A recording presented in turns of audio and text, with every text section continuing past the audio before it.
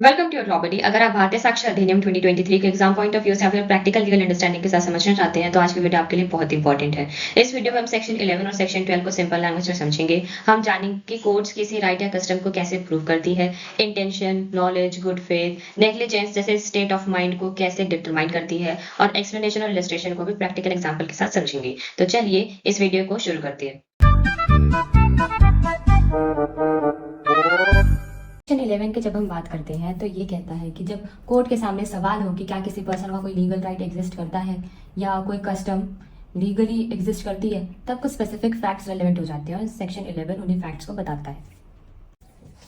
Section 11 का clause A जो है ये बताता है कि transactions relating to the right और कस्टम रेलेवेंट होंगे वो सारे ट्रांजैक्शंस जिन्होंने राइट या कस्टम को क्रिएट किया है, जिन्होंने उस राइट को क्लेम किया है या फिर उसमें मॉडिफिकेशंस की हैं या फिर जिन्होंने उस राइट को रिकॉग्नाइज किया, राइट को असर्ट किया या फिर राइट को डिनाई किया या जो उस राइट के एग्जिस्टेंस से इनकंसिस्टेंट थे।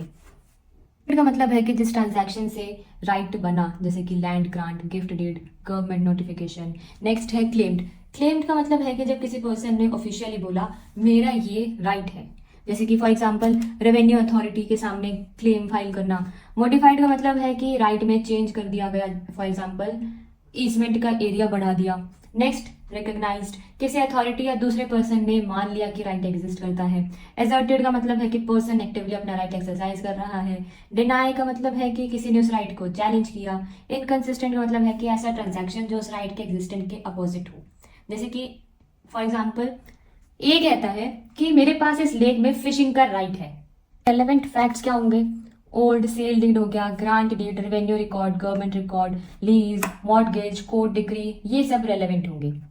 नेक्स्ट हम बात करते हैं क्लॉज बी के बारे में। ये बताता है particular instances of exercise of right और कस्टम। सिर्फ डॉक्यूमेंट्स ही नहीं, एक्चुअल प्रैक्टिस भी रेलेवेंट होती है। कोर्ट देखेगी कि क्या लोग इस राइट को रेगुलरली एक्सरसाइज करते थे, क्या किसी ने उसको रिकॉग्नाइज किया, क्या कभी डिस्प्यूट हुआ, क्या लोगों ने उस कस्टम को फॉलो करना बंद कर दिया। ये सब रेलेवेंट फैक्ट्स हैं। फॉर एग्जाम्पल विलेज में एक कस्टम है कि हर साल एक कम्युनिटी ये टेम्पल प्रोसेशन कंडक्ट करेगी। रेलेवेंट फैक्ट्स यहाँ के पिछले 40 साल का प्रैक्टिस, विलेज रिकॉर्ड्स, पंचायत के डिसीजंस, ओल्ड फोटोग्राफ्स, विटनेसेस, ये सब कस्टम प्रूव करने में रेलेवेंट होंगे।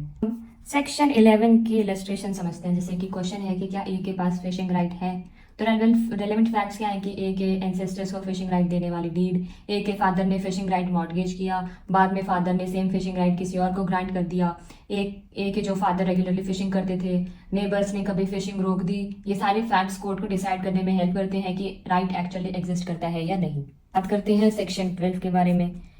ये कहता है कि fact showing existence of the state of mind और ऑफ बॉडी और बॉडीली फीलिंग, यानी कि जब किसी केस में किसी पर्सन का intention, knowledge, good faith, negligence, rashness, ill will, good will, physical condition, bodily feeling important issue हो तो उन फैक्ट्स को प्रूव करने वाले फैक्ट्स रेलेवेंट होंगे। जैसे कि फॉर एग्जाम्पल इंटेंशन, जैसे कि पर्सन का ऑब्जेक्टिव क्या था। फॉर एग्जाम्पल कि ए गन लेकर विक्टिम के घर जाता है, टारगेट करके फायर करता है, ये इंटेंशन शो करता है। फिर नेक्स्ट हम बात करते हैं नॉलेज के बारे में कि पर्सन को क्या पता था। तो फॉर एग्जाम्पल ए जानता था कि गुड स्टोलन है, फिर भी परचेज कर लेता है, तो नॉलेज रेलेवेंट है गुड फेथ की क्या पर्सन ऑनेस्टली बिलीव कर रहा था। For example doctor emergency operation करता है पेशेंट को बचाने के लिए, तो ये इसमें गुड फेथ रिलेवेंट होगा। नेक्स्ट हम बात करते हैं नेग्लिजेंस के बारे में। रीजनेबल केयर ली या नहीं ली, फॉर एग्जाम्पल डॉक्टर ऑपरेशन के दौरान स्पंज पेशेंट के बॉडी में छोड़ देता है, तो ये नेग्लिजेंस है। फिर बात करते हैं हम रैशनेस के बारे में, यानी कि रिस्क पता है फिर भी केयरलेस एक्ट किया। फॉर एग्जाम्पल बिजी रोड पर 150 किलोमीटर पर आर की स्पीड से ड्राइविंग की। रिस्क तो पता है इसमें, पर फिर भी अगर वो केयरलेस ड्राइव कर रहे हैं तो हम इसे रैशनेस कहेंगे। फिर है इल विल, यानी कि पर्सन हेट्रेड, फॉर एग्जाम्पल पुरानी दुश्मनी के बाद अटैक कर दिया। फिर है गुडविल, यानी कि फ्रेंडली रिलेशन, कि फ्रेंड बिना सेल्फिश मोटिव के हेल्प करता है। स्टेट ऑफ बॉडी के बारे में बात करते हैं। फिजिकल कंडीशन भी रिलेवेंट हो सकती है। फॉर एग्जाम्पल पर्सन अनकॉन्शियस था, फीवर था, प्रेगनेंसी थी, इंजरी थी, ये सब रिलेवेंट हो सकती है। करते हैं बॉडीली फीलिंग के बारे में कि pain, fear, shock, mental trauma, ये भी रिलेवेंट हो सकती हैं। नेक्स्ट हम बात करते हैं एक्सप्लेनेशन 1 के बारे में। एक्सप्लेनेशन 1 बताती है कि पर्टिकुलर मैटर रूल है कि स्टेट ऑफ माइंड को जनरल बिहेवियर से प्रूव नहीं किया जा सकता, उस स्पेसिफिक इंसिडेंट का रिलेशन में प्रूव करना पड़ेगा।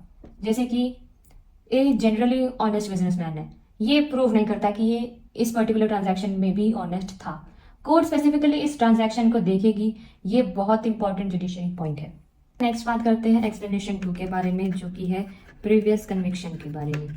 यानी कि ये सेक्शन की एक्सप्लेनेशन 2 कहती है कि अगर इस सेक्शन के अंडर प्रीवियस ऑफेंस रेलेवेंट है तो उस ऑफेंस की प्रीवियस कन्विक्शन भी रेलेवेंट होगी। लेकिन ध्यान रहे कि हर केस में प्रीवियस कन्विक्शन रेलेवेंट नहीं होती है, सिर्फ तब जब सेक्शन 12 के कंटेक्स्ट में प्रीवियस ऑफेंस ऑलरेडी रेलेवेंट हो। अगर आपको ये वीडियो यूजफुल लगी हो तो वीडियो को लाइक करें, शेयर करें और चैनल को सब्सक्राइब करें। Thank you.